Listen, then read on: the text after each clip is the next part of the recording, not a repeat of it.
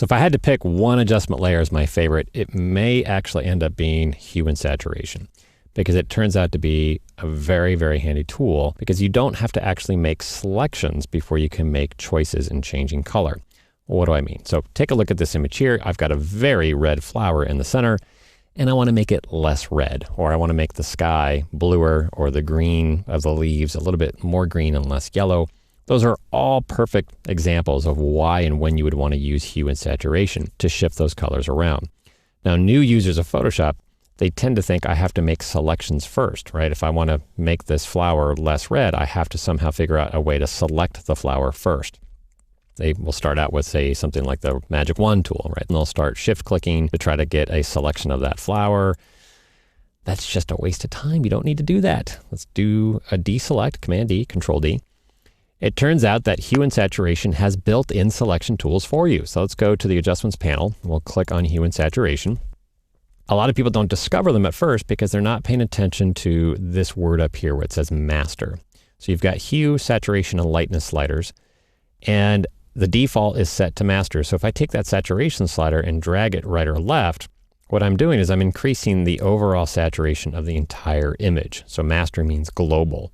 Change the saturation of every color in the image by the same amount. So if I take it all the way to the right, you can see, whoa, I get some really kind of toxic colors because they're becoming oversaturated.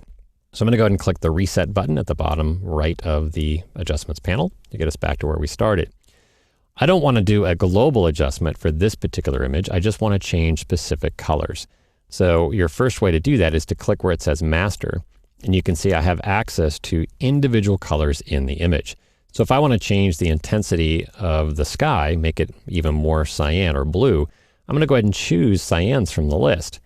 So now when I take the saturation slider and start dragging it to the right, Photoshop knows to only increase the saturation of any pixels that are cyan in the image. It ignores all the other colors. So here I'm just boosting the color of the sky and not changing the saturation anywhere else in the image. And notice I did not have to make a single selection or create a mask or anything of that sort. Very cool. Now, my goal was to decrease the saturation of that flower. Well, what color is the flower? It's red. So let's go change the pop-up list from cyans to reds. You've just learned that you can actually change multiple colors in the same image with the same adjustment layer. You just switch back and forth between the different colors that you want to adjust. So when I switch to reds in the saturation slider now, I'm able to adjust just the reds in the image. Now, if I want to not only decrease the saturation of that flower, but also shift its hue from red to, say, more magenta, I have a separate slider for that. That's the hue slider. Where it gets a little confusing for new users is take a look where the hue slider is currently positioned. It looks like it's under cyan. This is just a generic label. This little color strip here is just kind of a generic strip of which direction the colors are on the color wheel. What you really need to be paying attention to is the color ramp at the bottom. This is actually showing you the color range that's currently going to be adjusted when you start messing and using the hue and saturation sliders. So you can see where the dark gray of this little ramp is, this color strip. That's showing you the before color, so it's really dialed in on the reds. And as I start adjusting the hue slider up here on the top, you'll see that bottom strip of color is showing you what the colors are shifting to. So if I take this over to, say, purple, you can see above this middle gray strip, it was red, and it's shifting to purple. So look down here to see what reality is. This is just kind of a generic label. So you can see here, my reds now went to purple. So I'm going to take that hue slider back to the right and get it more towards a magenta. And then I can play with the saturation in conjunction with that to really dial in the color change I want. Now, you'll see in this image, there were other areas that had some red in them, not just the center of the flower. So there was this bottom right-hand corner of some leaves here of another plant. And then there's this color strip here in the background of the building that's behind this that also had some red. So those adjusted colors as well. And you probably didn't want that to happen. Well, again, the benefit of an adjustment layer is that all adjustment layers have built-in layer masks. So if you want to limit where this adjustment's being taken place on this particular image, we just need to get our brush tool. I'm going to press the letter B for brush. It gives me a nice big brush here. I can make the brush a little bit bigger with my right bracket key. And as long as I paint with black on this adjustment layer, I can hide where that red shift was happening in that particular area. So I've just painted over that right-hand corner. And now I'm back to the original color of those particular pixels. And same thing with that strip of color in the building here. I can just wipe over here so that I'm dialing in that effect to only be occurring where that flower is occurring. Pretty handy. All right, let's change the intensity of the leaves as well. So those, you'll find out that most greenery is actually made up of yellow and green. So if I take the greens and shift their saturation slider, you'll see only a part of the leaves are going to be changing. You can see that there. And now if I switch over to yellows as well and play with that saturation, you can see the other part of the leaf is changing.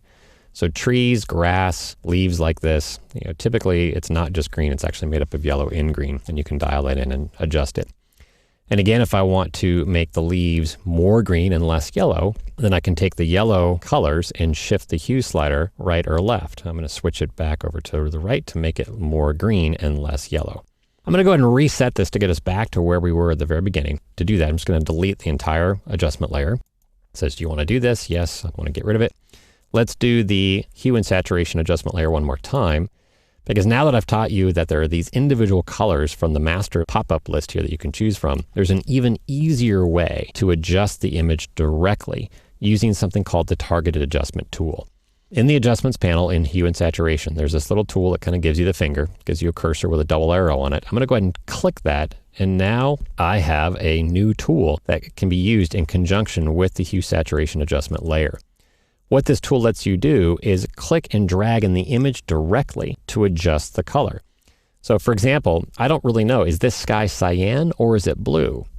If I go to the master list, I have to choose one or the other and hopefully guess right. With the target adjustment tool option chosen, which I've got here, all I need to do is click and start dragging in the image directly, and Photoshop will figure out if it's cyan or blue. You can see I've got my mouse down, and my finger is showing there the targeted adjustment cursor.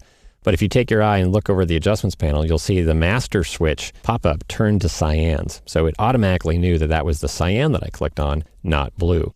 Now, if I want to increase the saturation, I just start dragging right or left. If I drag to the right, I'm increasing the saturation. If I drag to the left, I'm decreasing it. So I can actually convert it all the way to grayscale if I want. Take all the cyans in the image and desaturate them.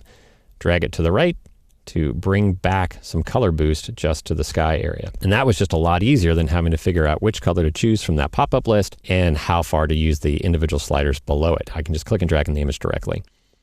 Now, without having to switch anything, I've still got the target adjustment tool. I'm going to click right on the red of the flower. And again, Photoshop looks at that and says, oh, well, you must want me to start changing the reds.